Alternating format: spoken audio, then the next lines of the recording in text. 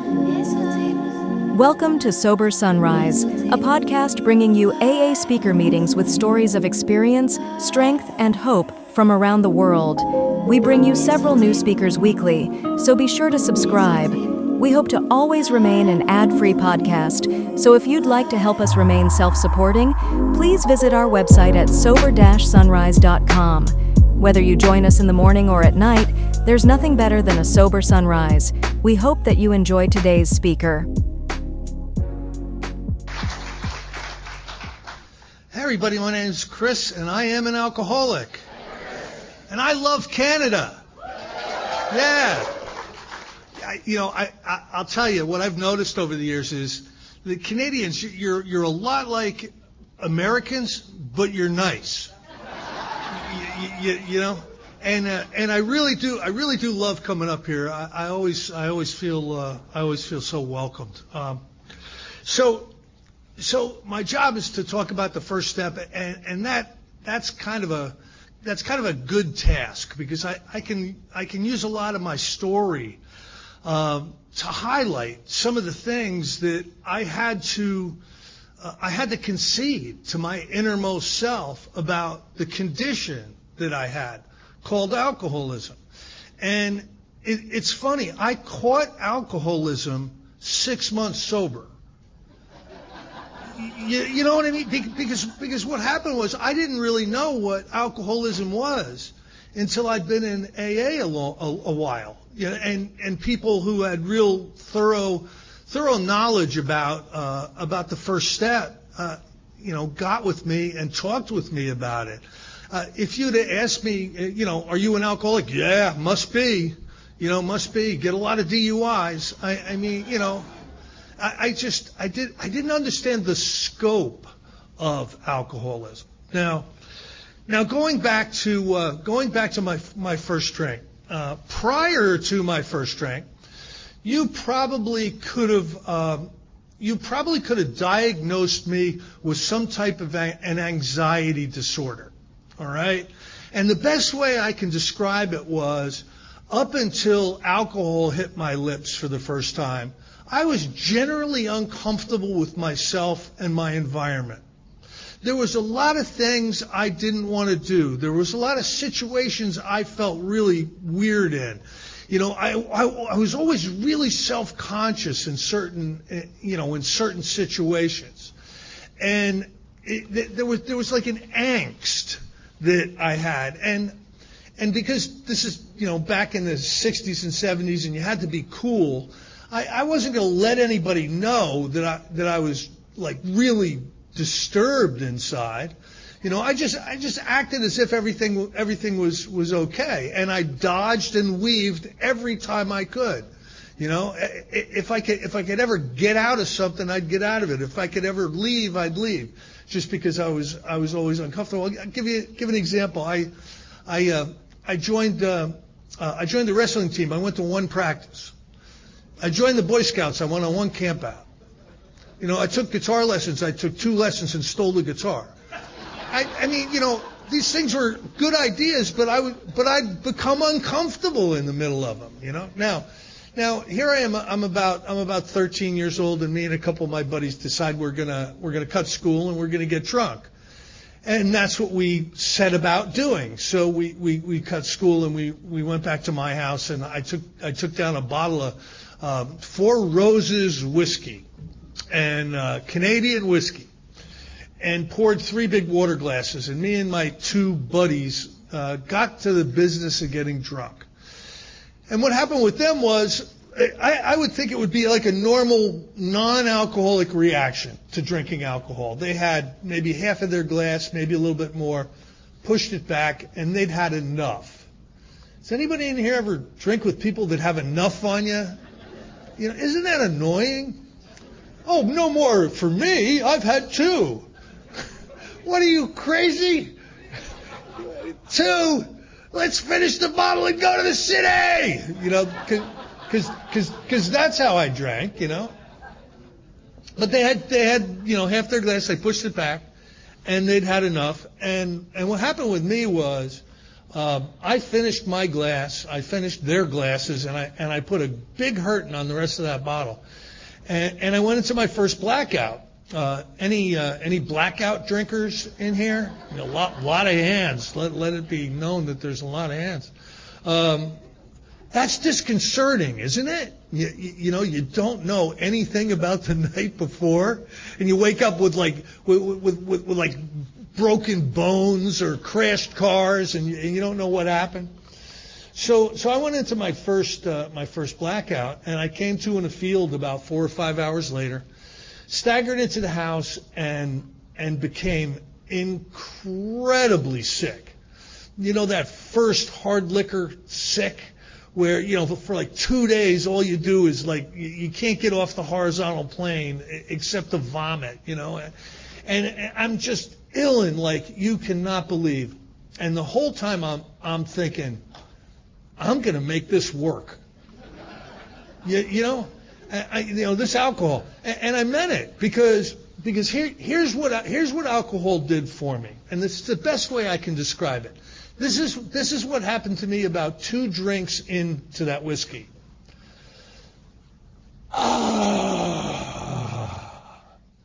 You know, all the anxiety, all the self-centered fear, you know, all the worrying about what you were thinking about me, all that stuff washed over me. And I'm like, this is great. This is great. You two are my 2 new best friends. You know, this is so cool. This is so cool. We're going to do this tomorrow. You know, I mean, what it did is it shifted completely my perception on the world.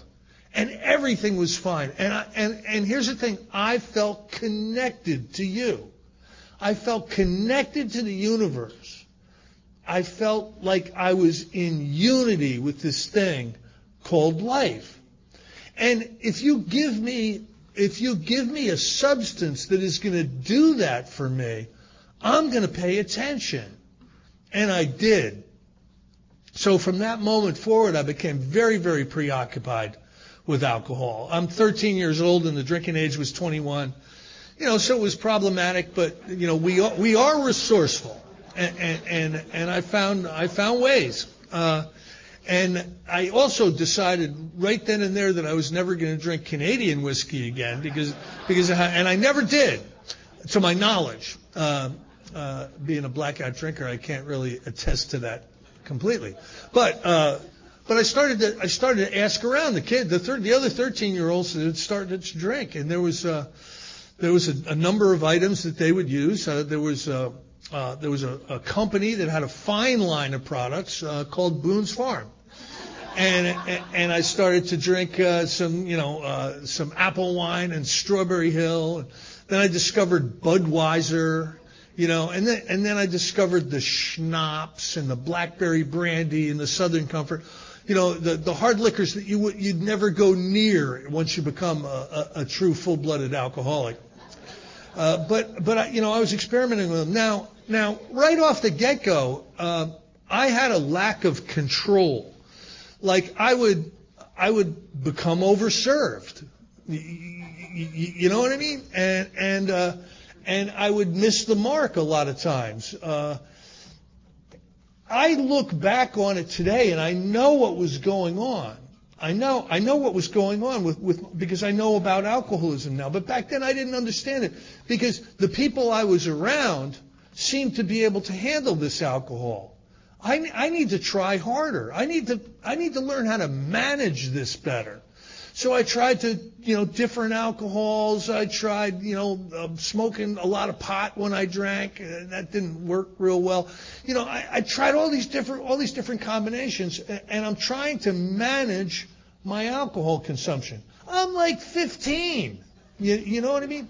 And I was never able to get a passing grade on that. I would always overshoot the mark. Looking back, here's the thing about the first step. We have an allergy. If you're an alcoholic, Dr. Silkworth, in the doctor's opinion, identifies it as an allergy. An allergy is simply an abnormal reaction to a food or a beverage or a bee sting or whatever. It's an abnormal reaction. My abnormal reaction is I come to in Topeka with one shoe. You know, that's my abnormal reaction when I start to drink. And what it looks like, today I understand it looking back, what it looks like is when I would take a drink and more alcohol was available, the first drink would ask for the second drink. The second drink would insist on the third would demand the fourth. And I would want the 27th drink more than I wanted the 26th. Now this didn't occur to me in a logical way in my mind. You know, that's not how it works. It's just like you just grab another drink. But looking back at it, that part of alcoholism was active in me right out of the gate at age 13. You know, when I started to drink, the phenomenon of craving would take over, the allergy to the body, and if there was alcohol available, I would continue to drink it. There was exceptions, you know, like when you get arrested or you run out, something would separate you from alcohol. But if alcohol was there, I would keep drinking it until I was unconscious. That's one of the aspects of alcoholism. And it's not good news. You know what I mean? Especially because of what alcohol did for me.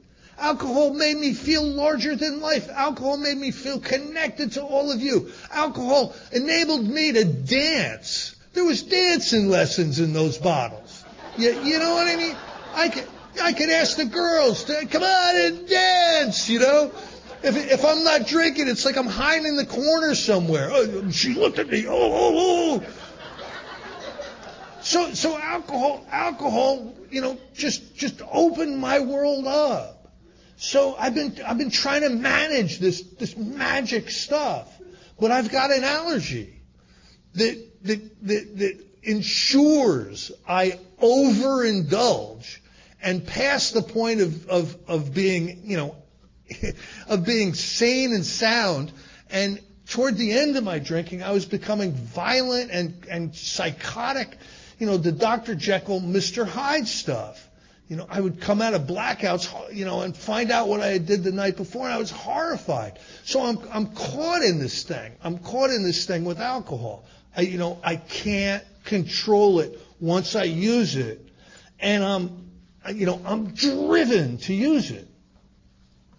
Now I'm going through my life, and if you had an Excel graph, right, you could chart statistically my life going downhill over the years. Because alcoholism is progressive, right? Over any considerable period of time, it gets worse, it doesn't get better. And you could just plot that graph, you know, where my life is going downhill. And I'm not able to see the truth for the faults about this. I have a mind that allows me to remember very vividly what alcohol does for me and block out the situations and the problems and how my life is going downhill. I can't see that. You know, part of alcoholism is delusion. And delusion is just not knowing the truth, just not knowing it, you know. Denial is denying the truth. You know it's true, but you're going to deny it. Delusion is really thinking things are not the way they are. And I wasn't open to a lot of advice from anybody. You know, like I wasn't. Well, how do you what do you think I should be? You know, I'm not asking anybody. And if you're offering me your advice, I'm like, get off my back. I'm not interested in you. You're telling me not to party. You don't party. Look, I party. Are you lame? Do you don't party? You must be lame. I'm seeing things, in the deluded spectacles of alcoholism, and over the course of time, more and more of my life, more and more pieces of the quality of my life are disappearing. You know, there's some times in the early days where I had some fun, I think.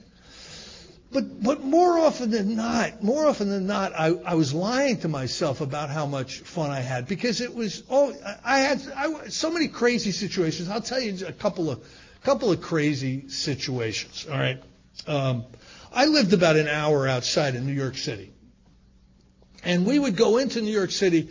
We'd start drinking, and we'd drive into New York City to go to concerts, like every weekend. This is back in the 70s. And I got to tell you, every great band, we had the greatest bands in the 70s. And tickets for like Led Zeppelin were like $8. You know, I mean, we had, and we would go into New York City every weekend. And I remember we were drinking on the way into New York City this one time. And I think it was a Foghat Wishbone Ash concert. We all drove in there, right? And we're sitting there listening to some music, and my buddy John comes back from the bathroom and he goes, hey man, they're selling LSD in the bathroom. You want to do some LSD? And there's really only one appropriate answer to that question. Sure.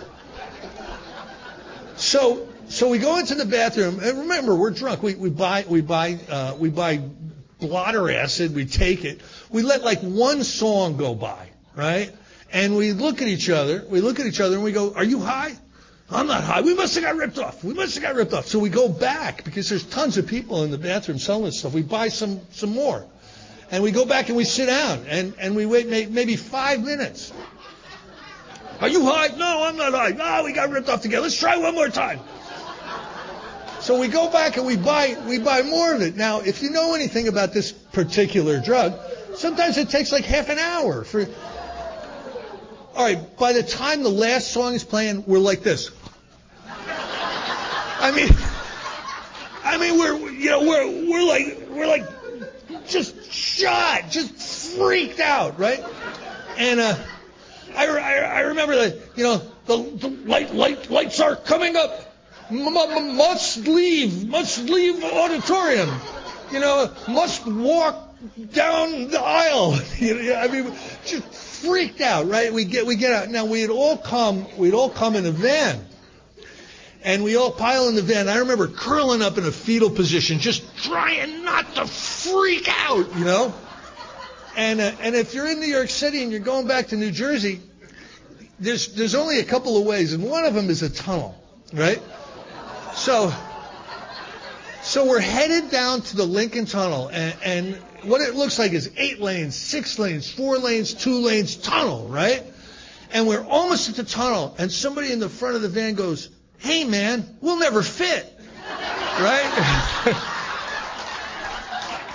So some of us get concerned, and we start moving toward the front of the van, and he's right. It's a mouse hole.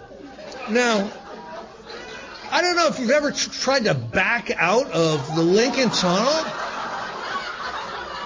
I don't know how Toronto drivers are, but I'll tell you, New York City drivers, they're not afraid to use the horn, and it took us about 40 minutes to back out, and we took the bridge. It was safer. Every weekend it was something like this. I got in a ton of car accidents too. I remember allowing myself to become overserved one more time at a bar, and getting in the car, making it about a mile down the road. The car slides around on ice, hits a bridge going backwards, and I get thrown out the back window, right? So I remember shaking myself too, and my legs are still in the back seat, and I'm laying on the trunk, and I'm like, uh-oh. Now, it's a 1968 Toyota Celica, right? So it's still running. So what do you do in a situation like this? Now, listen, the car, there's not a window left in the car. It's bent like a boomerang. It's got 3 flat tires. The drive shaft is slapping the frame. I start to drive home. It's going whack-a-da-boog-a-da-bam, whack-a-da-boog-a-da-bam. And I drive by a cop taking radar. And it's like, hey, I'm going about a mile an hour. Hey, He doesn't even pull me over. He walks me over. So he reaches through the broken window and he starts shaking me. Where did you have that accident? Glasses flying out of my hair. I'm like, what accident? What are you hassling me for? It's like, where are you going? I go, I'm going home. He goes, where's home? I go, Baskin Ridge. He goes, that's 40 miles. Do you don't have any tires? Out of the car. You know how they are. And always hassling you. Oh, God. I had situations like this all the time. Crazy stuff. Now, it got to the point where I couldn't really leave the house and drink anymore. My alcoholism, the progression of my alcoholism had gotten so great that I'd get in trouble. I'd go to a bar and I'd either pass out on the bar, and bartenders hate that, or I'd get cut off, and I hated that. So there'd always be some kind of problem.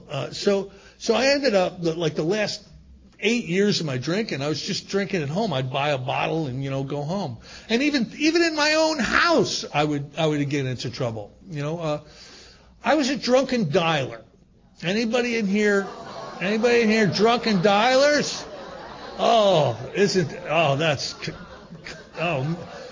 What would happen is I'd go downstairs where the telephone was, like the next morning, and I'd see the names and the phone numbers. I'd be like, oh no, I called Mary Lou McGillicuddy from 5th grade. I could just imagine, Mary Lou, it's been about 10 years, I love you. I'm going to have to kill myself, So what would happen is I started to cut the phone lines when I started to drink. I did. I'd go downstairs and I'd cut the phone line. There's only one problem. I'm an electrician.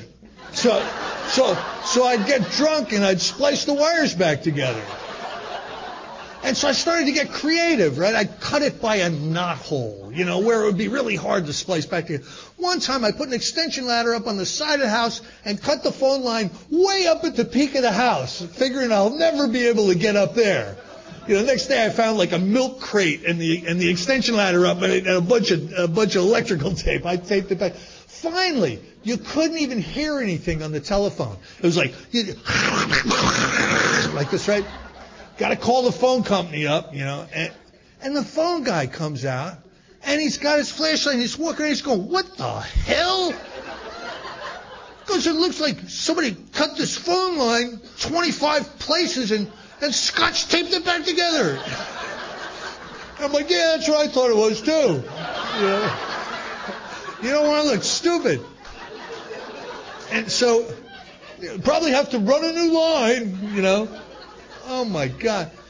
Now, that's the funny stuff. There's tragic stuff. There's pathetic stuff that went on. There's shameful things that I was involved with. And all of it, you know what it did?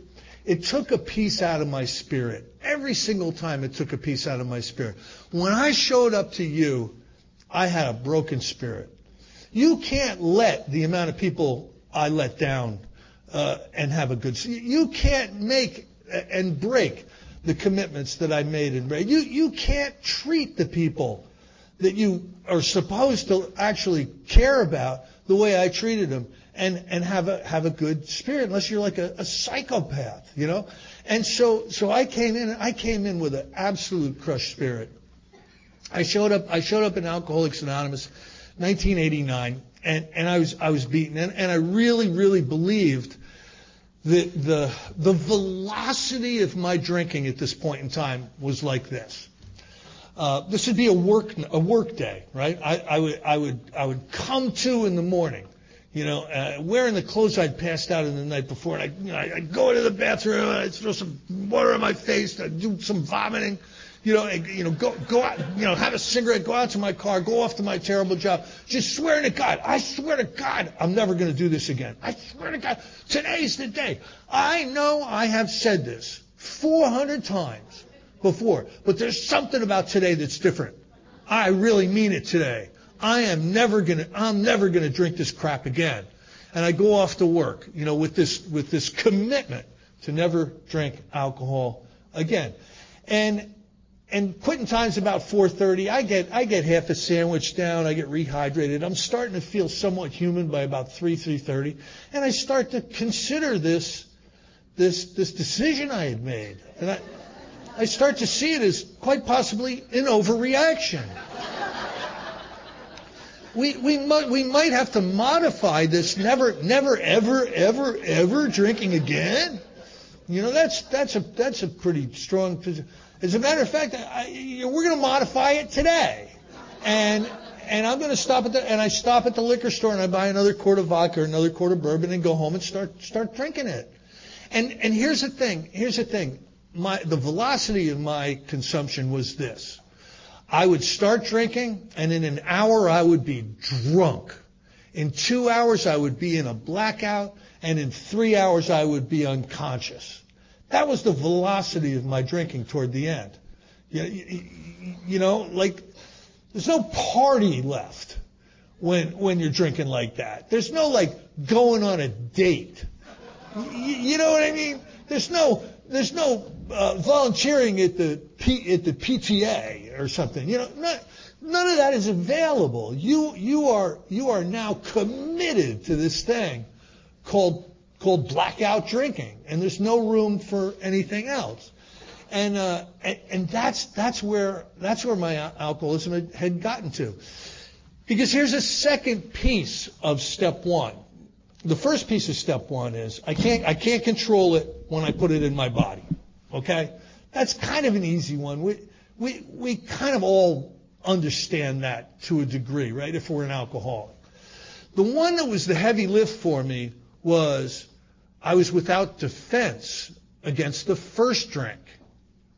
That one was tough for me.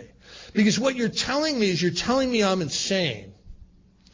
But look at my experience. I swore off alcohol in the morning, and I changed my mind by the end of the day.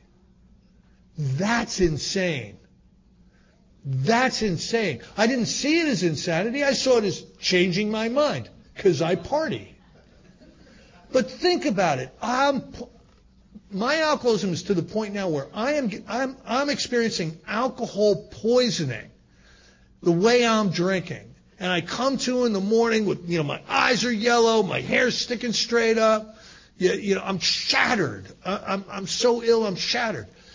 To do that day after day after day, to change your mind. It's a sane and sound decision to say, today is the day I'm going to quit. Sane and sound. I'm going to modify that decision and go to the liquor store. Absolutely insane. All right? But I didn't give the devil his due. I really thought that I was playing a part in that decision. And the book Alcoholics Anonymous is very, very clear. We've lost choice in drink. We are without defense in drink. And folks, that's a heavy lift. It took me a while in Alcoholics Anonymous to come to that conclusion that really is my problem, that I'm powerless over alcohol. How much power is powerless? It's right up there with not a hell of a lot. You know what I mean? So if I'm admitting to powerlessness, I'm admitting I play no role in when alcohol goes back in my body. I'm not there. I'm suffering from a strange mental blank spot, a subtle form of insanity that precedes the first drink. And that's what Alcoholics Anonymous, the book Alcoholics Anonymous, is telling me I suffer from. And without experiencing a power greater than myself, I'm doomed to drink over and over and over again. So it's April 1989, and alcohol has really got my attention. I'm starting to do things that are just, I called up my boss in a blackout and threatened his life. I'm going to kill you. I'm going to kill you. I'm going to kill your family. I'm going to kill all of you. And because I was in a blackout, I didn't remember. And I went into work the next day. He's like, what the hell are you doing here? You know? I'm like, what? He's like looking at me like I'm crazy. I go, what do you mean? What's wrong? Don't you remember what you did last night? What? You threatened my life. I did? What'd you do? You know? Why'd I have to do that? You know? I mean, so like stuff like this is going on, and it gets your attention. I do not want to be the guy that comes to in the jail cell, and the jailer comes up, hey kid, you really did it last night, you know, and not knowing why I'm in jail, and having them tell me that I've just killed my family or something. I couldn't be that guy. So I signed myself into a treatment center. I finally got it that these decisions every day that didn't work, you know, maybe I need some help to quit drinking. Signed myself into a 28-day treatment center. Did the whole 28 days. Did my job in there. Got out of there. They recommended Alcoholics Anonymous meetings if you feel like it. And you definitely should come back to outpatient. So I'm going back to outpatient. I'm doing some AA meetings. And I've been treated for alcoholism. Anybody in here get treated for alcoholism? You've had the treatment? Everything should be good, right?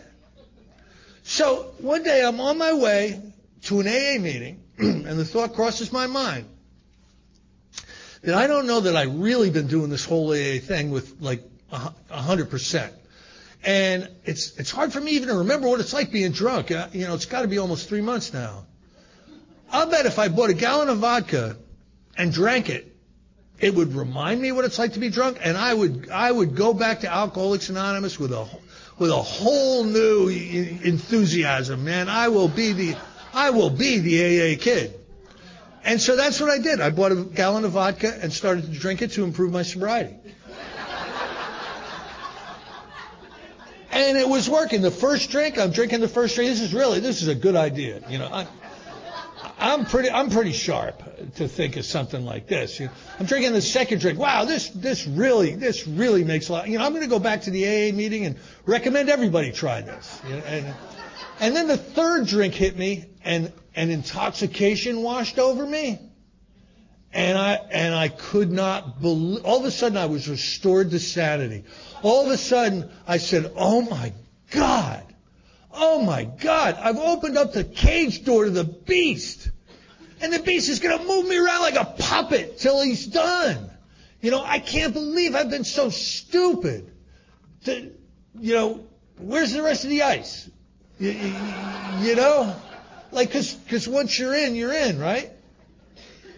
The next 7 months were a pathetic, terrible, awful experience for me. And it all culminated, you know, in Christmas 1989. You know, I'm living at mom's because that's what happens when you're sharp and happening. And really got it all together. I'm living at mom's. So everybody comes home for Christmas. So it's Christmas. You know, my brothers, sisters, nieces, nephews, cats. And they all show up. They all show up for Christmas, and I go into a blackout. And my brother's playing Christmas carols. You know, and there's people are putting presents under the tree. The stockings are hung by the chimney with care. And I go into a violent blackout, and I threaten all their lives. I'm gonna kill all you, you know, because they said something. You know how they are, right? You know, what'd you say? You know, and I came out of that, and that was it. That was it. I wished for the end. It was my jumping off point. I either wished for the end, God either has got to get me sober or kill me. I can't go on like this anymore. I don't have it anymore. You know, alcoholics are something like 50 times more likely to kill themselves than non-alcoholics, to take their own life. You know, because we understand what pitiful and incomprehensible demoralization is. We've been there. We set up camp there, and watched the hideous four horsemen, terror, frustration, bewilderment, and despair circle the camp. And sometimes it's just too much. It's just too much for us. So I end up back in Alcoholics Anonymous. So I'm in AA, and I don't know what is going on. I am going to these meetings, and people are sharing. You ever go to meetings where people share? And I'm like, what the hell are they talking about? It was like these discussion meetings. I'm talking like early 1990 discussion meetings. It was a free-for-all. It was the Wild West back then. Nobody had topics. They didn't have to talk about alcoholism. They could talk about anything. Somebody would raise their hand and, today, I went out to mow the lawn, and I noticed that it wasn't being cut the way I would like. So I lifted up the lawnmower, and sure enough, the lawnmower blade was dull. So I took the lawnmower blade off, and I took it down to the shop to be sharpened. And wouldn't you know it, I forgot to bring my wallet. Thank you for letting me share. And I'm sitting in these meetings like, what the hell is going? And then finally, this guy, my name's Danny. I'm an alcoholic and a drug addict. He starts to share. He starts to share about living in a box in the park, selling blood, and I could start to relate a little bit, you know what I mean? Like, wait a minute. This might be the right place for me if Danny's here. And I realized I was going to meetings where it was the type of area that I was going to was really a wealthy town, right? So you'd be sitting in an AA meeting, and there'd be a brain surgeon, there'd be a trust fund CEO or a hedge fund CEO. There'd be a Washington D.C. lawyer. These are the people in the meetings, and there'd be like Cadillacs and Jaguars and all this stuff, and me with my 1956 Ford Granada, wearing clothes that didn't fit. And it was how I survived. I have no clue. But here's what happened. This guy, Radio Shack Mike. He's my first friend in Alcoholics Anonymous, right? Radio Shack Mike makes friends with me. I have no idea why. I was like the type of person that you really kind of stay away from. I was like high strung. Is the way I was. What? What'd you say? I was like that guy. So, but he made friends with me, and he was this real pious guy, right? Very pious. He would go to New Age bookstores. He's really into this whole recovery thing. He's really into this whole sobriety thing. He's happy. He's like 6 months sober. He's happy as can be. And he's going to all these New Age bookstores. And, one day he'd come to me and he'd go, Chris, do you have a pyramid over your bed? Oh, I put a pyramid over my bed. My life's never been the same. The next week it'd be, Chris, do you use crystals? Oh, man, crystals, they've changed my life. I'm going to get you some crystals. Well, I'll have to get you the strong ones. Chris, do you do affirmations? I've got this book on affirmations. It's changed my life. Now here's the thing. He got happy and he started to feel really good. You want to know why? Because he was in Alcoholics Anonymous because he got busted with an 8-ball. He got busted with an 8-ball, and his lawyer said, you should probably go to AA and get all the lawyers from everybody and go to treatment, and not go to jail. So he drank 3 times in his life. So he's happy like in 10 seconds. And I'm wondering why I'm still psychotic hanging out with this guy. I tried doing those affirmations. I'm like, Chris, you're a wonderful guy. Chris, you're a wonderful guy. No, I'm not.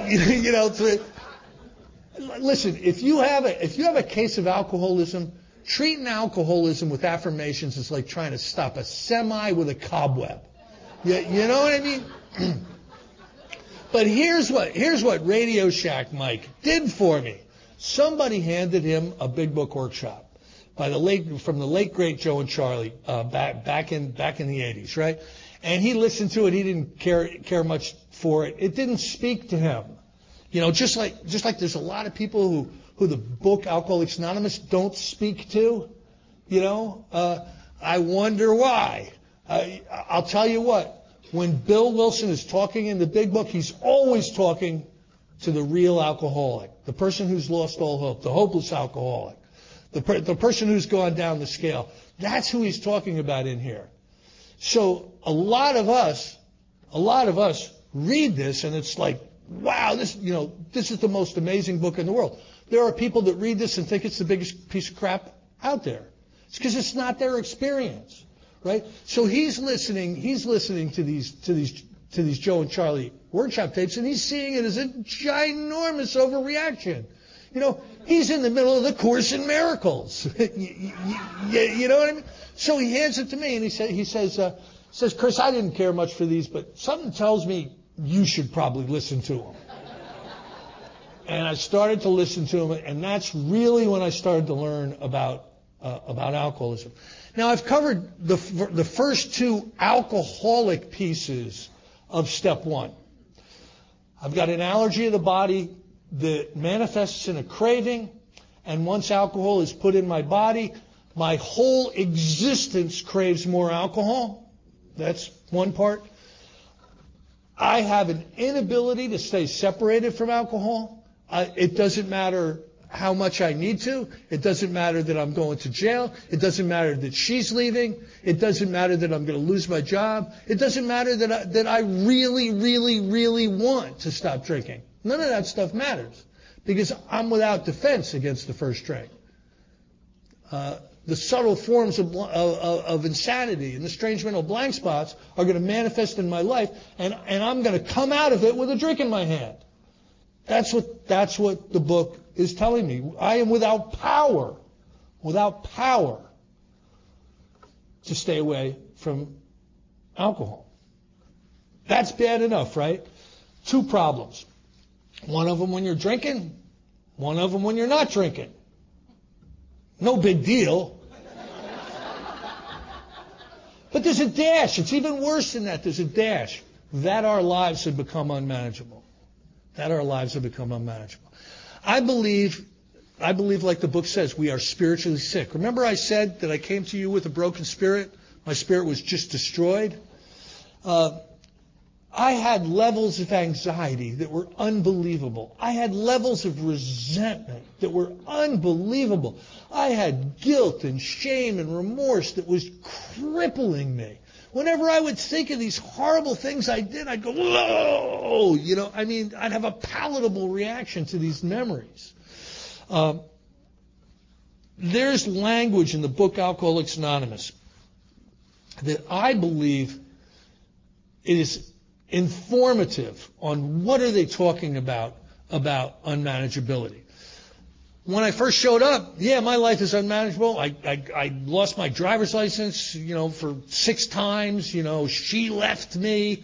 I got a terrible job. My friends are disloyal. I hate everybody. I get terrible neighbors. My life is unmanageable. I'm looking out here because that's what we want to do. We want to look out here. This is what the problem is, out here. But that's not what the problem is. The book Alcoholics Anonymous tells us that we're restless, we're irritable, and we're discontented on a good day. We're prey to misery, depression, anxiety, self-centered fear, guilt, shame, remorse on a normal day. The bondage of self. And on a really bad day, the pitiful and incomprehensible demoralization. The hideous 4 horsemen, terror, frustration, bewilderment, and despair. That's where we get to. That's what happens to our spirit. So we come into Alcoholics Anonymous, and the brass ring at the end of the steps is having had a spiritual awakening. And I believe that's what we do. Folks, I believe we wake up. And it doesn't mean we become perfect. We're not rendered perfect. but we're rendered useful is what we're rendered. We're rendered useful. We're not rendered perfect. So bit by bit, my spirit started to heal. And I started to wake up. And today, some of the things that I'm working on, there's a body of work that precedes the third step prayer in the book Alcoholics Anonymous. It's the dilemma of self, right? Selfishness, self-centeredness. That we think is the root of our troubles. We're self-will run riot, even though we usually don't think so. Manifestations of self have defeated us. There's all this terminology in there about this condition of self. And because Alcoholics Anonymous is 1,000 miles deep, there's always going to be stuff for us to work on. And I'm working today on this unmanageability. I believe the root of my unmanageability comes from the selfishness and self-centeredness that has been burned into me through a default mechanism, right? I go right to selfishness and self-centeredness. You know what I mean? Like when Olis was speaking before, I get that, right? The phone rings, and the first thing I say is, "God damn it!" But what I do, hello, right? Listen, I've got meatheads out there that it's the fourth quarter of the Super Bowl, and the score is tied. Ring.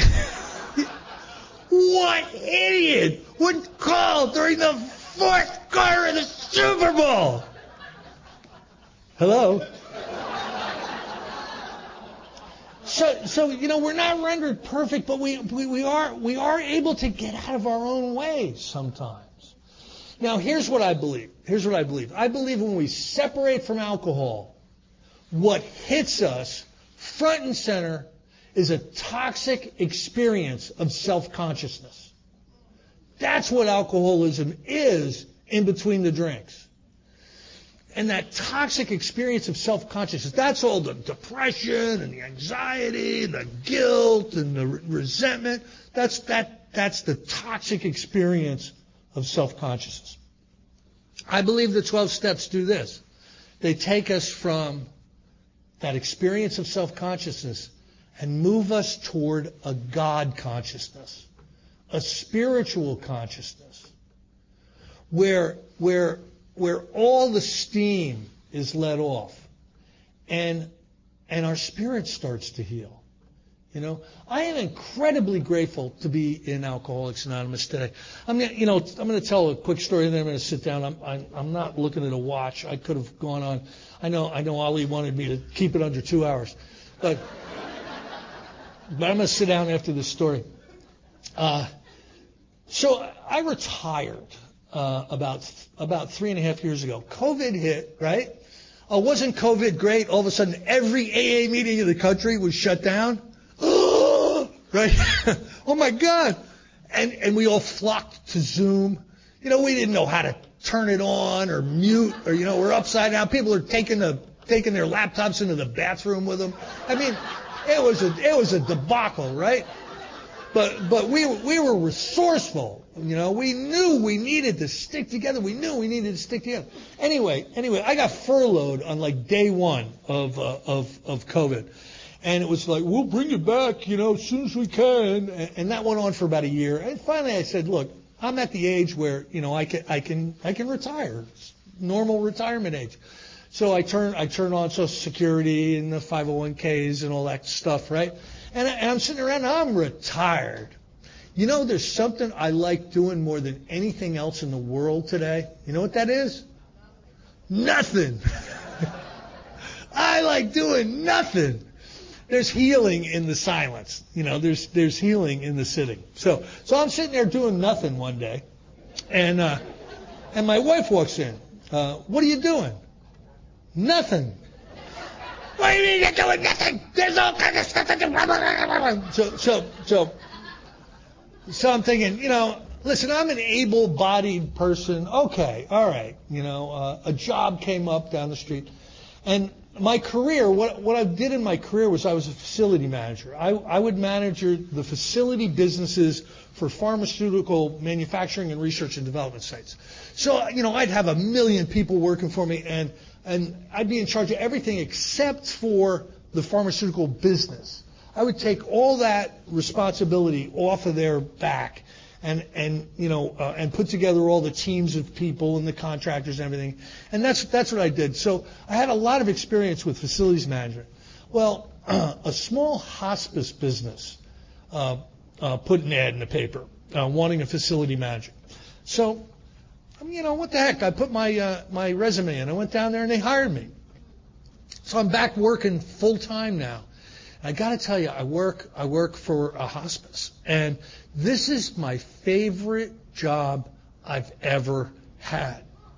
The people that I'm working with they're a different class of people. They didn't work the 12 steps to become good. They were just good. I hate people like that. But working with these people, it's just been amazing. And I've gotten an opportunity a handful of times to give some of us our last meeting,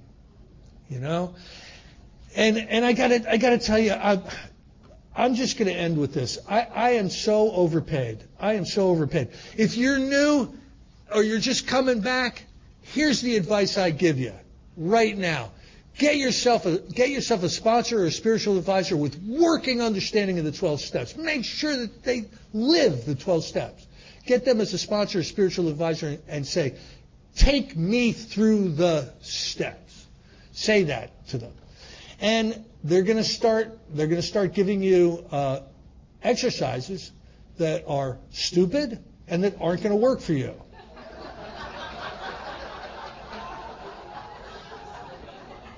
You want to be a card-carrying AA member in good standing? You do them anyway. And that's all I got. Thanks. Thank you for listening to Sober Sunrise. If you enjoyed today's episode, please give it a thumbs up as it will help share the message. Until next time, have a great day.